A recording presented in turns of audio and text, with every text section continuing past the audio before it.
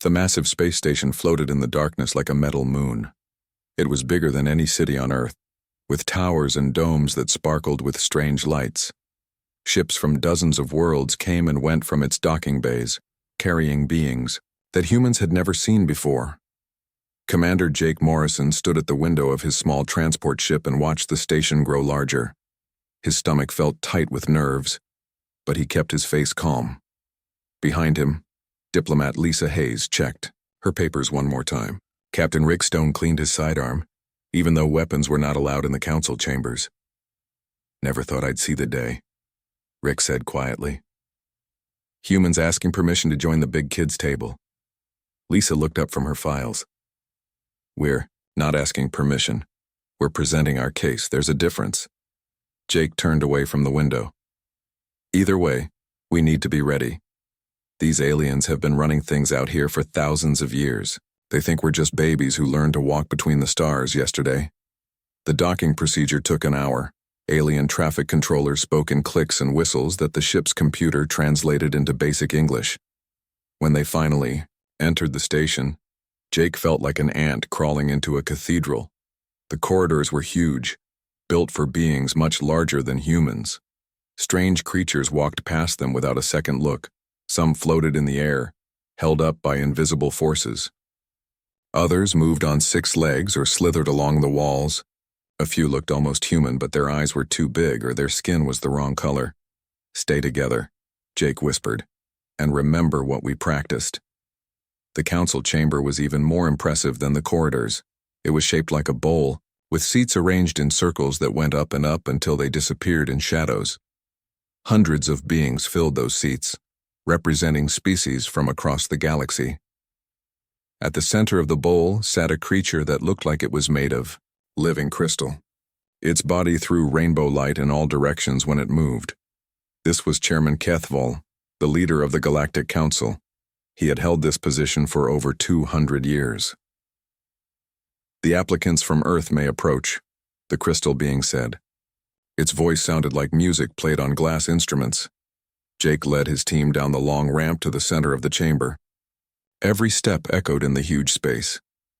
He could feel thousands of alien eyes watching them. Some of those eyes were kind. Others looked hungry. Most just looked bored. When they reached the center, Jake stopped and bowed slightly. It was not too deep, not too shallow, just enough to show respect without looking weak. "Chairman Kethval, honored council members," Jake said. His voice carried clearly in the chamber's perfect acoustics. "I am Commander Jake Morrison, representing the United Nations of Earth. We come before you seeking membership in the Galactic Council." A sound like laughter rippled through the chamber, but it came from throats that were not human. Jake kept his face still and waited. Chairman Kethval's crystal body pulsed with soft light. "Earth. Yes, we have received your application. A young species, barely 50 of your years since first faster-than-light travel. Most species require centuries of preparation before they dare approach this council." More of that alien laughter filled the air. Jake noticed that not all the beings were laughing. Some leaned forward in their seats, studying the humans with interest. "We understand that we are newcomers to this community," Lisa said, stepping forward. "But we believe we can contribute to the peace and prosperity of the galaxy." A massive creature with too many arms waved one of them dismissively. "Contribute? What could you possibly offer? Your technology is primitive. Your worlds are few. Your military is laughable." This creature was Ambassador Zeltar of the Vorthak Empire. His species controlled 17 star systems and commanded fleets that could destroy entire worlds. He looked at the humans like they were insects that had wandered into his garden. Rick's hand moved toward his weapon, then stopped. Jake caught his eye and shook his head slightly. "You speak of contribution," Chairman Kethval said. "But first you must prove you are worthy to sit among us. The Council has tests for all who would join our ranks. These trials have been used for 3,000 years. Many species have tried. Most have failed." The crystal being's body brightened, and images appeared in the air above the humans. They showed great battles between fleets of starships, diplomatic meetings in golden halls, and single combat between champions from different worlds. 3 trials await you, the chairman continued. First, you must prove your wisdom by solving a conflict that has troubled this council for generations. Second, you must demonstrate your strength by defending our territory against those who would harm us. Third, you must show your courage by facing our greatest champion in single combat. Jake felt his heart beating faster, but he kept his voice steady. We accept these trials, Chairman. When do they begin? Eager, aren't they? Zeltar said to the creature sitting next to him. They have no idea what they're walking into. Chairman Kethvol's body pulsed once more. You have 1 full cycle of this station's orbit to prepare for your first trial. Use this time wisely. Many species have spent decades getting ready for what you will face. The formal session ended, and beings began filing out of the chamber. Some stopped to stare at the humans as they passed. Others whispered to each other in languages that sounded like wind or water or breaking glass. Jake led his team back through the corridors to their assigned quarters. The rooms were small but comfortable, clearly designed for human-sized beings. Someone had done their homework. Well, that went about as expected, Rick said, dropping into a chair. They think we're a joke. Good, Jake replied. Let them keep thinking that. Lisa looked up from her portable computer. I've been studying the records of previous trials. The last species to attempt membership was the Cathura. They failed the TUOR first test and were banned from reapplying for 50 years. What was their first test? Jake asked. Mediating a border dispute between 2 minor civilizations. It should have been simple, but they approached it like a typical galactic power. They tried to impose a solution from above, using their superior technology as leverage. Jake nodded slowly. And that didn't work? The 2 civilizations rejected their mediation and went to war instead. The conflict lasted 30 years and killed millions. Rick whistled softly. No pressure then. Jake walked to the window and looked out at the stars. Somewhere out there, Earth was spinning in its familiar orbit around the sun. Billions of humans were living their lives, working and playing and dreaming, with no idea that their future in the galaxy was being decided in this metal city between the stars. They think they know us, Jake said quietly. They've read our files and watched our broadcasts and decided we're just another primitive species looking for a handout. Aren't we? Rick asked. Jake turned back to his team and smiled. It was not a nice smile. It was the smile of a poker player holding 4 aces. No, he said. We're something they've never seen before. And by the time they figure that out, it'll be too late. 3 months had passed since the humans first stood before the Galactic Council. During that time, Jake Morrison and his team had worked harder than they ever had in their lives. They studied reports, watched recordings, and learned everything they could about galactic politics. Now they stood in a different chamber, smaller than the main council hall but still impressive. This room was designed for negotiations, with a round table in the center and comfortable seats arranged around it. The walls showed peaceful scenes from different worlds, blue oceans, purple forests, and cities that floated in clouds of colored gas. Chairman Kethvol's crystal body cast dancing rainbows on the white table surface. Around the table sat representatives from 2 civilizations that had been enemies for over a century.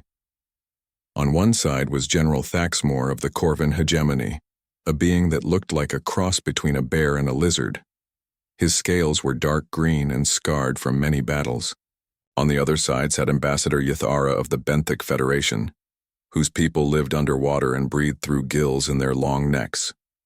This dispute has troubled the Council for 117 standard years, the chairman said. His musical voice echoed softly in the chamber. 7 different mediators from 6 different species have attempted to find a solution. All have failed. General Thaxmore's claws scraped against the table surface. The Corvin hegemony's claim to the Nexus systems is absolute. Our ancestors died fighting for those worlds. We will not surrender what belongs to us. Ambassador Yathara's gills fluttered with anger. The Benthic Federation developed those systems first. We built the mining stations and shipping routes.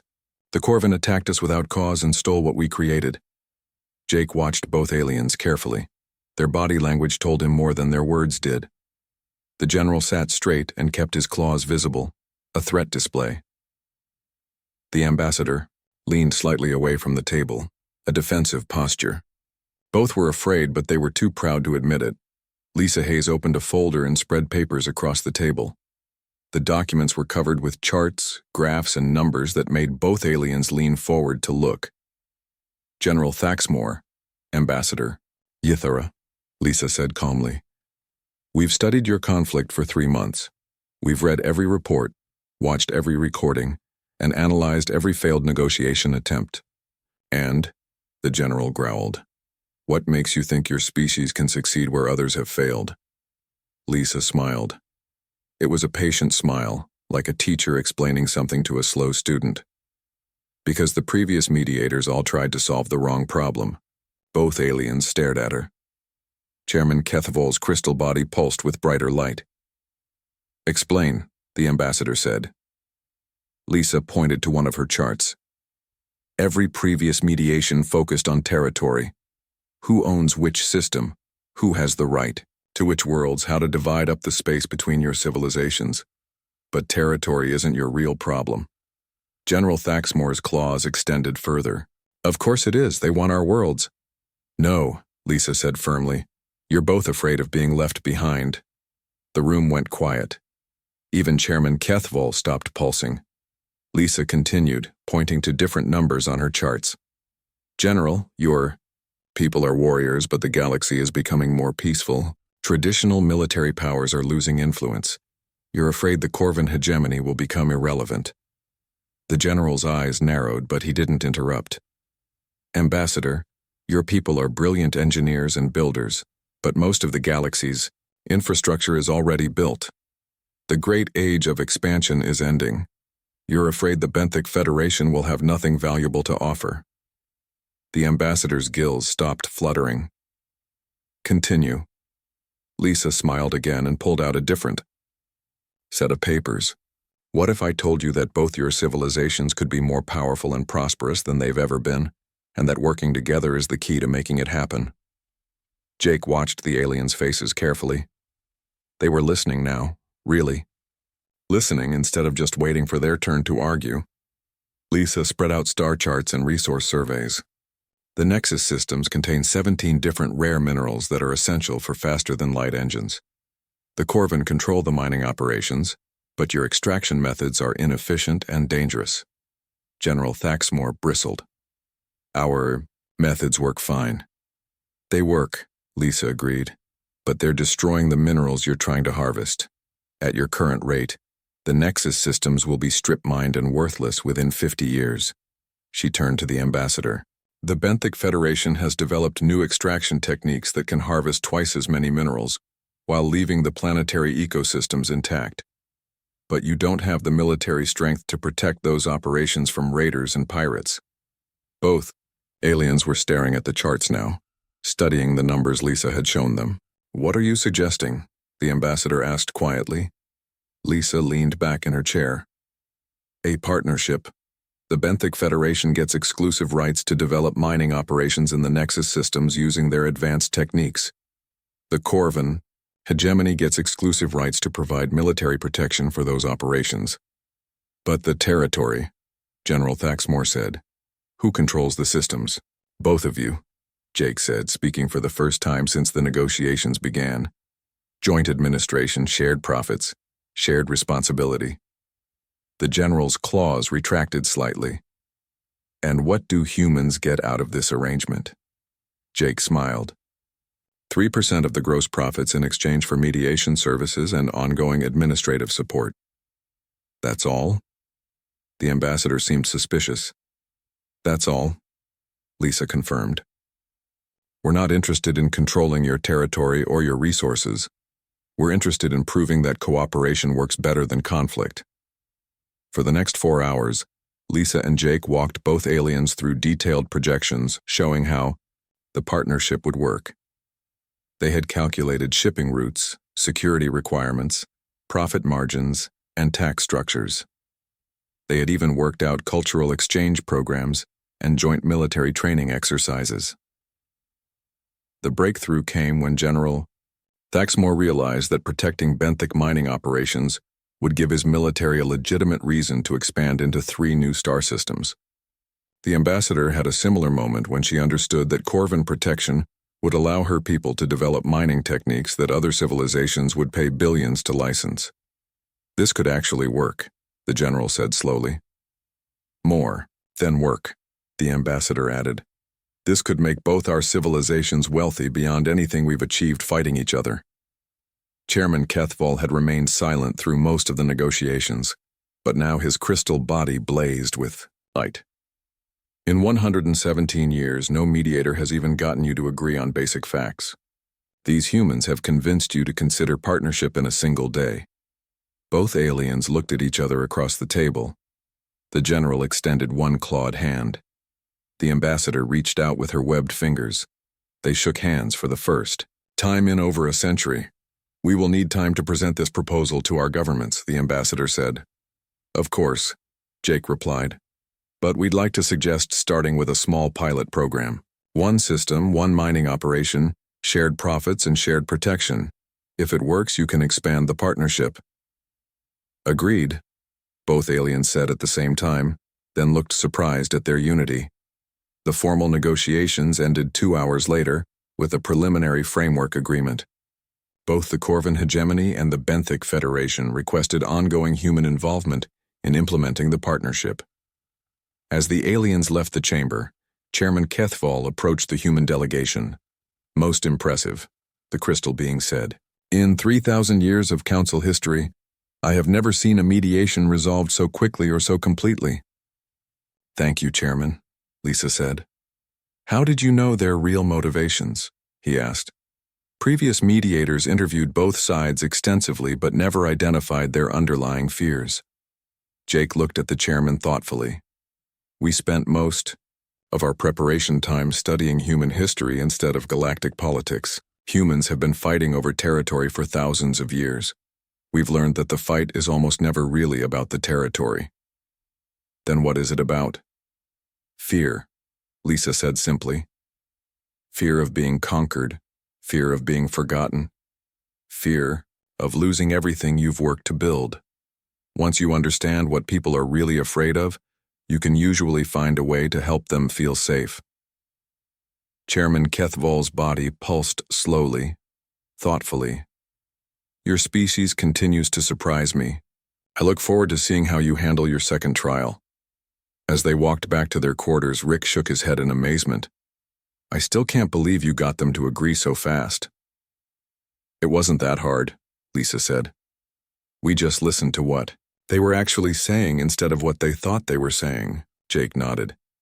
The hard part is going to be keeping this momentum going. Word is spreading through the station about what happened today. The other council members are starting to pay attention to us. Is that good or bad? Rick asked. Jake looked out a window at the stars beyond the station. I guess we'll find out. The alarm sirens woke Jake Morrison from the deepest sleep he'd had in weeks. Red lights flashed in the corridors of the council station, and automated voices announced emergency protocols in dozens of alien languages. He pulled on his uniform and ran toward the command center, his heart pounding with adrenaline. Lisa Hayes and Rick Stone were already there when he arrived. The command center was chaos. Alien officers rushed between control panels while holographic displays showed star charts covered in moving red dots. Chairman Kethval stood at the center of it all, his crystal body blazing with urgent light. What's happening? Jake asked. A tall, thin alien with blue skin and 4 arms turned toward them. This was Commander Velthon of the Nexari Defense Fleet. His species had protected the galaxy's outer rim for centuries, but now his face showed pure terror. The swarm has returned, he said. Nexari mechanical units, millions of them, emerging from dark space. They're consuming everything in their path. Jake felt ice in his stomach. Every species in the galaxy feared the Nexari swarm. They were machines built by a long-dead civilization, programmed to harvest resources by destroying entire star systems. The last swarm attack had happened 200 years ago and had wiped out 6 inhabited worlds before being stopped. How long do we have? Lisa asked. Chairman Kethval's musical voice was strained with worry. The swarm will reach the Kepler system in 18 hours. Our outer defense fleets are already engaging them, but the initial reports are not encouraging. The main display screen showed live footage from the battle. Human eyes had never seen anything like it. The Nexari units looked like metallic insects, the size of buildings with cutting tools that could slice through starship hulls and harvesting equipment that stripped entire asteroids bare in minutes. They moved in perfect coordination, like a school of deadly fish swimming through space. The galaxy's most advanced warships were fighting desperately against the swarm. Energy weapons that could vaporize mountains barely scratched the Nexari unit's adaptive armor. Kinetic projectiles that could punch holes through planets were absorbed and converted into raw materials for more swarm units. Request permission to join the defense effort, Rick said suddenly. Every alien in the command center turned to stare at him. Commander Velthon's forearms spread in a gesture of disbelief. Captain Stone, I appreciate your courage, but your ships are not equipped for this kind of battle. The swarm has already destroyed vessels far more advanced than anything in your fleet. Maybe, Rick replied. But we'd like to try anyway. Chairman Kethval pulsed with conflicted light. The Council cannot ask you to sacrifice yourselves for a trial that has not yet begun. Jake stepped forward. You're not asking, we're volunteering. The crystal being studied the humans for a long moment. Very well. But your ships will operate under Council command. Commander Velthon will coordinate all defense efforts. 2 hours later, Jake stood on the bridge of the human flagship, the UNS Freedom. It was not an impressive ship by galactic standards. The hull was made of steel and ceramic composites instead of exotic materials. The weapons were simple kinetic cannons and missile launchers. The engines used chemical rockets and primitive fusion drives. Around them, the human defense fleet looked like toys compared to the sleek alien warships. 12 vessels in total, carrying a few thousand crew members who were about to face an enemy that had terrorized the galaxy for millennia. All ships, this is Morrison, Jake said into his communication system. Remember what we discussed. We're not trying to match their firepower. We're trying to be smarter. The response came from Captain Danny Brooks on the UNS Liberty. Understood, sir. All drone squadrons are ready for deployment. Amy Chen, the fleet's chief engineer, looked up from her control panel. Electromagnetic pulse charges are armed and ready. Mining laser modifications are complete. All ships report ready to execute the plan. The swarm appeared on their sensors like a dark cloud spreading across space. Millions of mechanical units moved in perfect formation, consuming asteroids and space debris as they advanced. The galaxy's defense fleets formed battle lines in front of them, energy shields glowing and weapons charging. Defense fleet, this is Commander Velthon, came the alien commander's voice over the communication channel. Primary engagement in 30 seconds. All vessels prepare to fire on my command. The battle began with a light show that could be seen from planets hundreds of thousands of kilometers away.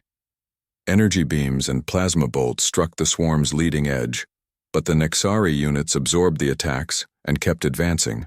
Some were destroyed, but for every unit lost, 3 more took its place. Human vessels, maintain position behind the primary battle line, Commander Velthon ordered. Do not engage until specifically instructed. Jake watched the tactical display as the galaxy's finest warships were slowly pushed back. The swarm adapted to every weapon used against it, learning and evolving with each exchange of fire. Now would be good, Rick said quietly. Jake keyed his communication system. All human vessels, execute scattering protocol. Launch all drones.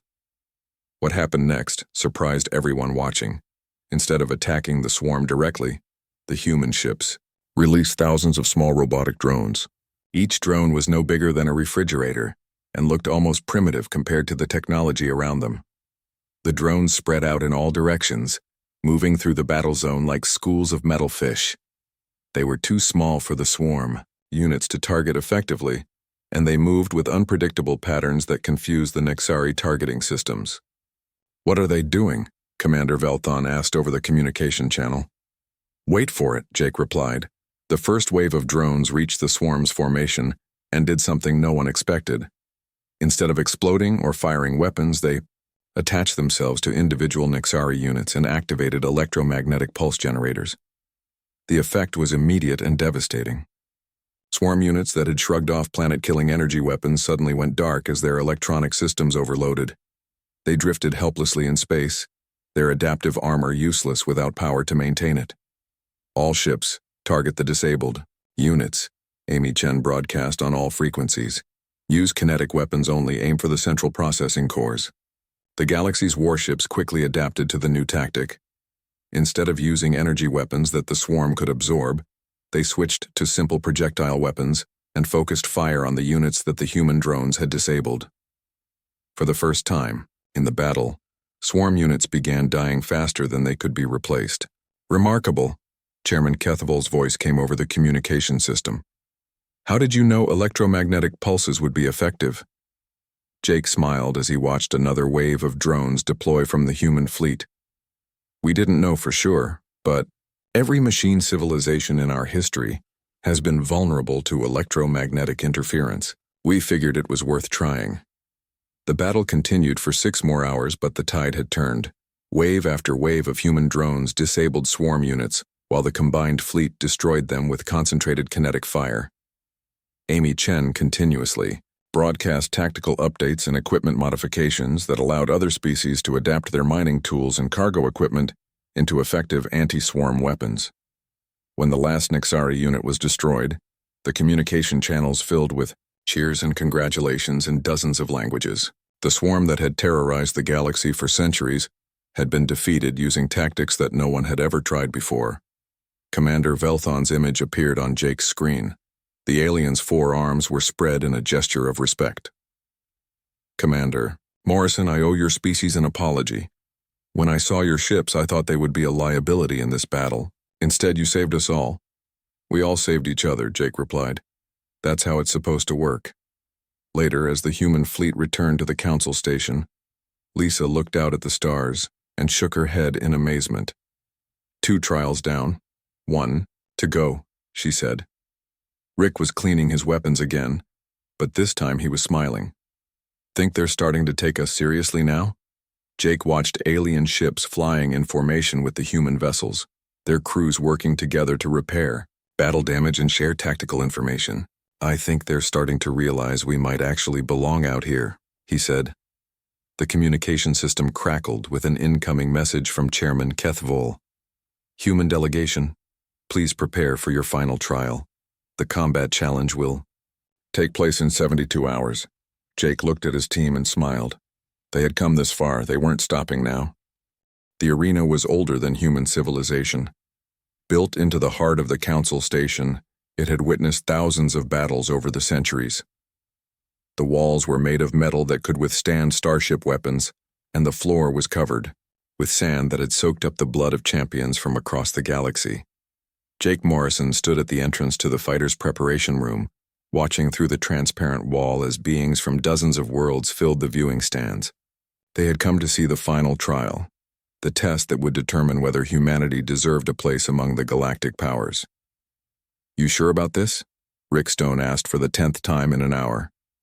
Jake nodded toward the center of the arena, where a figure waited that made even the largest aliens in the stands look small.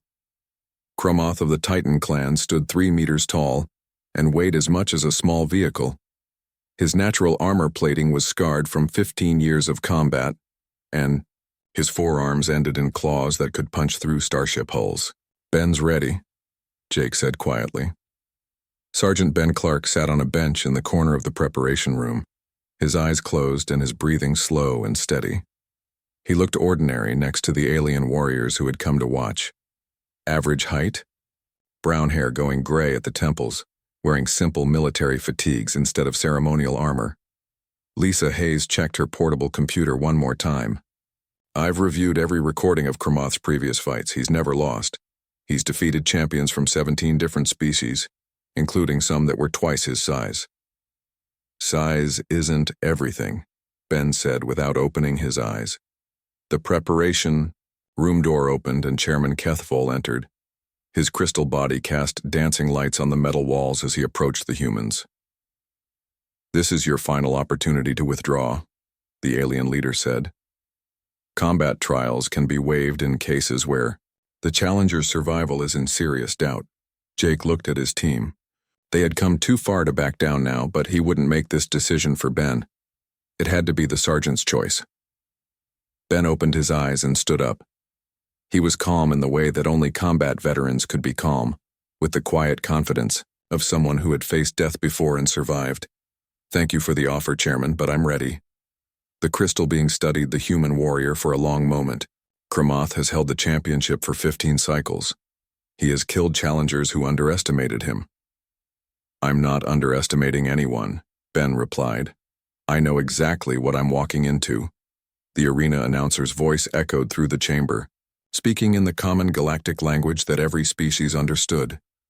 The crowd's noise grew louder as the introduction began.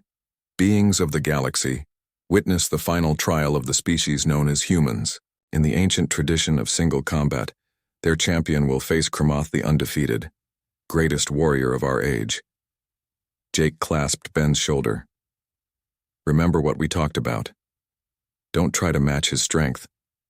Use what makes you different." Ben nodded and walked toward the arena entrance. He carried no weapons and wore no armor. The crowd's noise changed from excitement to confusion as they saw him. Many had expected the humans to send their largest warrior, but Ben looked like he would be more at home teaching children than fighting galactic champions. Kramoth waited in the center of the arena, his forearms spread wide in a traditional challenge pose. When he saw Ben approaching, he threw back his massive head and roared. The sound echoed off the arena walls and made the viewing stands vibrate. "Is this some kind of joke?"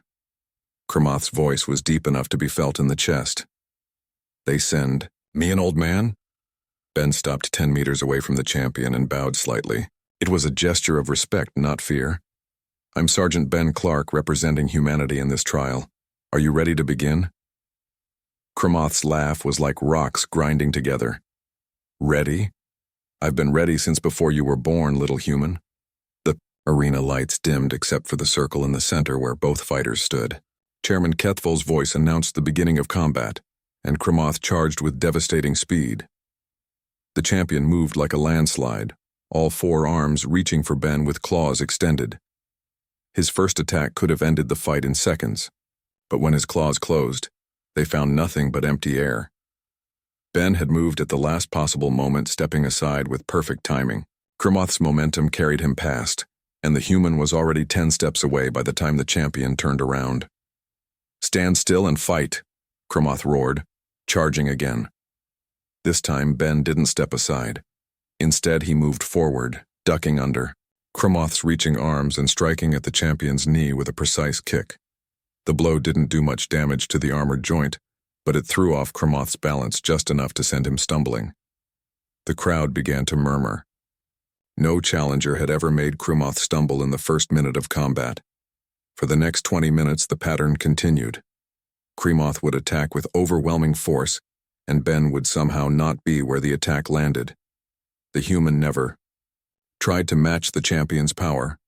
Instead, he used speed, timing, and positioning to stay out of reach while landing small, precise strikes at vulnerable points. Kramoth grew more frustrated with each failed attack. His movements became wider and less controlled as he tried to catch the elusive human. Sweat began to show on his armored hide, and his breathing became labored. "Fight me properly," the champion demanded after missing another devastating swing. Ben circled around him, staying just out of reach. "I am fighting you properly. This is how humans fight." The crowd had gone quiet, watching something they had never seen before. A smaller opponent was not being crushed by superior strength. Instead, he was making the champion work for every attack, wearing him down through patience and precision. At the 30-minute mark, Kramoth's attacks began to slow. His massive frame required enormous amounts of energy to move, and Ben had made him waste that energy on empty air. The champion's forearms felt heavy, and his perfect coordination started to slip. Ben saw the opening he had been waiting for. When Kramoth threw another wild punch, the human stepped inside the champion's reach and struck at a nerve cluster just below the armored shoulder. Kramoth's left arm went numb and dropped to his side. "Impossible," the champion gasped. Not impossible, Ben replied calmly. Just different. The fight continued for another hour. Ben systematically targeted specific points on Kremoth's body, using techniques that turned the champion's own strength against him. Every time Kremoth tried to grab him, Ben would redirect the force and use it to throw the larger opponent off balance. When Kremoth finally collapsed to his knees, unable to continue, the arena was completely silent. No one knew what to do. In 15 years of championship fights, Kremoth had never been defeated. Ben walked over to the fallen champion and offered his hand. Kremoth looked up at him with eyes full of confusion and respect. "How?" the champion asked as Ben helped him to his feet. "My species has spent thousands of years learning how to fight opponents stronger than ourselves," Ben explained. "We call it martial arts. It's about using intelligence instead of just force." Kremoth nodded slowly. "I would like to learn these martial arts." The crowd finally found its voice, erupting in cheers and shouts of amazement. Beings from dozens of species stood and applauded as Ben helped Kremoth walk to the medical station. Chairman Kethavol's crystal body blazed with brilliant light as he descended to the arena floor. In 3,000 years of council history, no champion has ever been defeated so decisively by an opponent half his size. Ben shrugged. Different doesn't mean better or worse, it just means different. Jake, Lisa, and Rick ran down to the arena floor to congratulate their teammate. The crowd was still cheering, but now the cheers had a different quality. They weren't just celebrating an upset victory, they were celebrating something new. 3. Trials completed, Chairman Kethvol announced. The final council vote will take place tomorrow. As they left the arena, Jake noticed that alien representatives were following them, trying to get closer to Ben. Word was already spreading through the station about the human fighting techniques that had defeated the galaxy's greatest champion. "Think we passed?" Rick asked. Lisa smiled as she watched a group of young alien warriors pestering Ben with questions about martial arts. "I think we did more than pass. I think we just changed everything." The council chamber had never been so full. Representatives from every member species filled the curved rows of seats, and many more watched through communication links from their homeworlds. Word of the humans' trials had spread across the galaxy faster than light itself. Jake Morrison stood with his team at the center of the Great Bowl, just as they had 3 months earlier. But everything was different now. The alien faces looking down at them showed respect instead of amusement. Some showed curiosity, a few showed concern. Chairman Kethavol's crystal body pulsed with slow, thoughtful light. The ancient being had called this emergency session after spending the night in private consultation with the council's senior members. Never before had a species completed all 3 trials so quickly or so decisively. "The matter before us today is unprecedented," the chairman announced. His musical voice carried clearly through the chamber. "In 3,000 years of council history, no applicant species has achieved what the humans have accomplished in 3 months." A murmur ran through the assembled aliens. Ambassador Zeltar of the Vorthak Empire shifted uncomfortably in his seat. His massive frame seemed smaller somehow, as if the human's success had diminished his own importance. "They solved a century-old conflict in 6 hours," the chairman continued. "They defeated the Nexari swarm using tactics no one had ever considered. They overcame our greatest champion through skill rather than strength." General Thaxmore of the Corvin hegemony stood up in the gallery. His scarred face was calm, but Jake could see respect in his eyes. "Chairman, I speak for both the Corvin hegemony and our new partners in the Benthic Federation. The human mediation has already brought peace and prosperity to our peoples. We request that humanity be granted immediate full membership." Ambassador Yathara of the Benthic Federation rose beside him. "The Benthic Federation seconds this request. The humans have proven themselves worthy allies." More voices joined them. Commander Velthon of the Nexari Defense Fleet spoke about human tactical innovations that had saved countless lives. Even Kremoth, the former champion, had sent a message requesting that humans be allowed to teach their fighting techniques to other species, but not everyone was pleased. A creature that looked like a living shadow stood up in the highest row of seats. This was Elder Morthkul of the Ancient Collective, a species so old that they remembered when the current galaxy was young. "These humans are dangerous," the shadow being said in a voice like wind through dead leaves. "They change everything they touch. They make others question traditions that have served us for millennia." Ambassador Zeltar found his voice again. "The humans succeeded through luck and trickery. They exploited weaknesses in our systems that we never thought to guard against." Chairman Kethvol's light grew brighter. "Ambassador Zeltar, are you suggesting that adaptability and innovation are somehow dishonorable?" "I'm suggesting that rapid change is dangerous," Zeltar replied.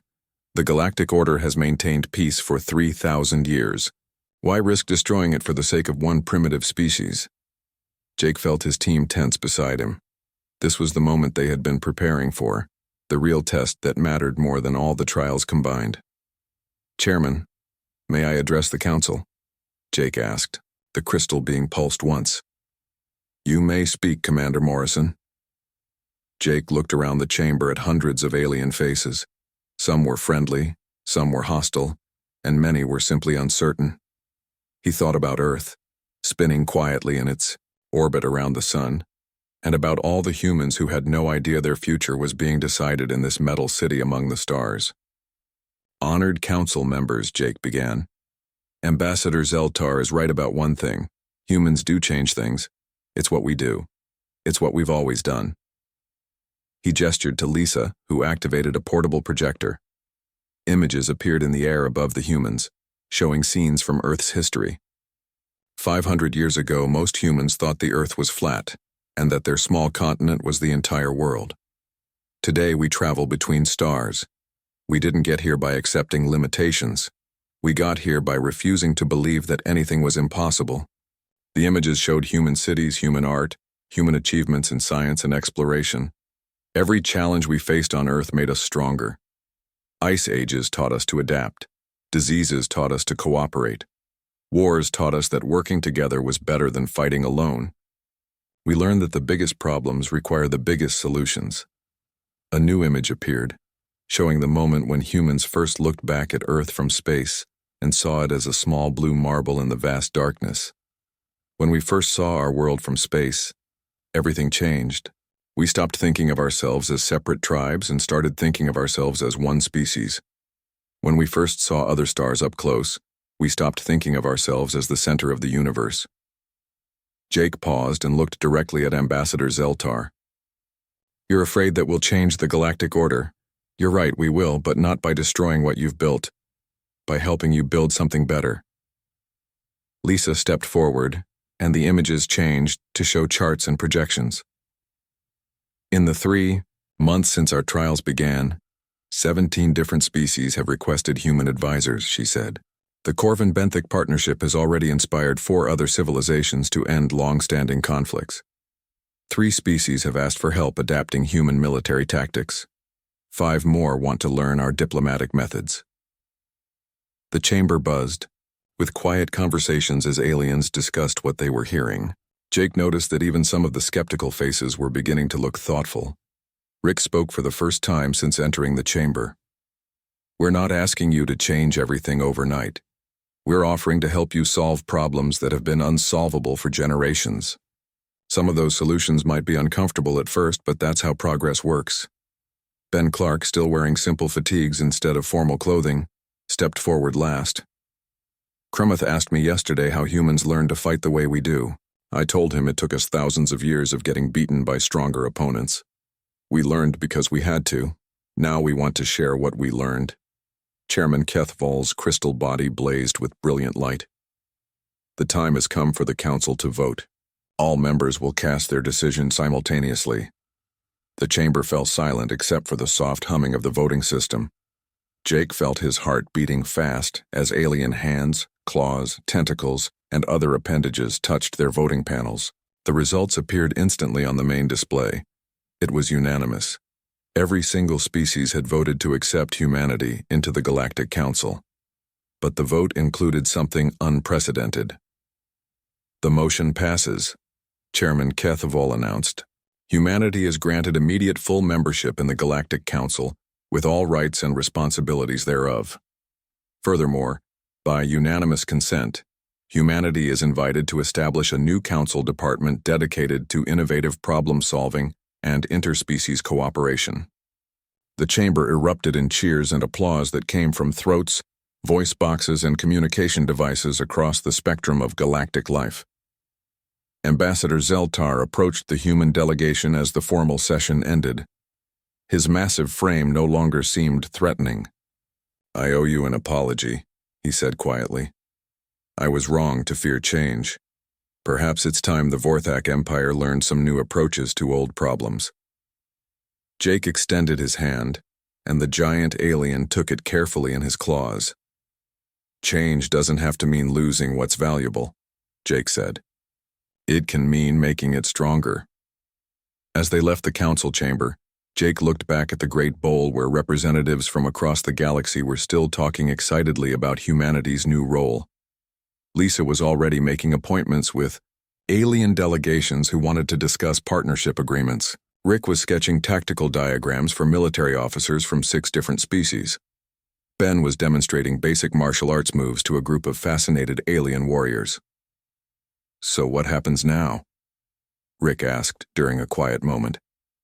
Jake smiled as he watched human advisors working alongside aliens to solve problems that had seemed impossible just hours before. "Now we get to work," he said. "We've got a galaxy to help fix."